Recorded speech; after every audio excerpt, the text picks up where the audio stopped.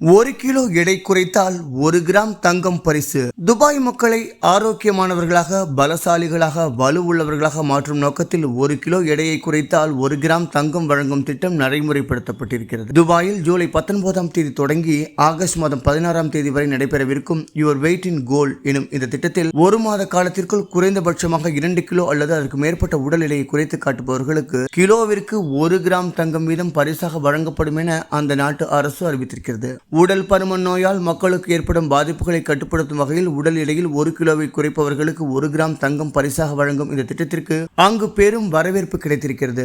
உடல் எடையை குறைக்க உச்ச வரம்பு ஏதுமில்லை எனவும் அரசு அறிவித்திருக்கிறது. 1 மாத கால முடிவில் அதிக எடையை குறைப்பவர்களுக்கு பிரத்யேக பரிசும் அறிவிக்கப்பட்டிருக்கிறது. இது குறித்து தெரிவித்த அதிகாரி ஒருவர், அதிக உடற்பருமன் உடைய மக்கள் தங்களின் எடையை ஆரோக்கியமானதான முறையில் குறைக்க வேண்டும் என்பதே எங்களின் எண்ணம். இதனால் மக்கள் பயனடைவது மகிழ்ச்சி அளிக்கிறது என கூறியிருக்கிறார். இப்படி ஒரு திட்டத்தை தமிழகத்தில் அறிவித்தால் புதிதாக தங்க சுரங்கமே தோண்ட வேண்டும். அப்படி மக்கள் போட்டி போட்டுக்கொண்டு உடல் எடையை குறைப்பார்கள். இன்று மனிதனுக்கு பெரும் எதிரியாக இருப்பதே உடல் பருமன் தான். அதன் காரணமாகவே பலருக்கும் பல வியாதிகள் ஏற்படுகிறது. இதனை சரி செய்ய வேண்டும், மக்களை ஆரோக்கியமான பாதையில் அழைத்து செல்ல வேண்டும் என்பதற்காகத்தான் துபாய் அரசாங்கம் இப்படி ஒரு அறிவிப்பை வெளியிடுகிறது. இந்த திட்டத்தில் வெற்றி பெற விரும்புபவர்கள் முதலில் தற்போதைய தங்களது எடையை வரும் வெள்ளிக்குள் பரிசோதித்து பதிவு செய்து கொள்ள வேண்டும். அடுத்து வரும் 1 மாத காலத்திற்குள் குறைந்தபட்சமாக 2 கிலோ அல்லது அதற்கு மேற்பட்ட உடல் எடையை குறைத்து காட்டுபவர்களுக்கு கிலோவிற்கு 1 கிராம் தங்கம் வீதம் பரிசாக வழங்கப்படும். இதில் பங்கு பெற வயது வித்தியாசம் எதுவும் இல்லை என அறிவித்திருக்கிறது.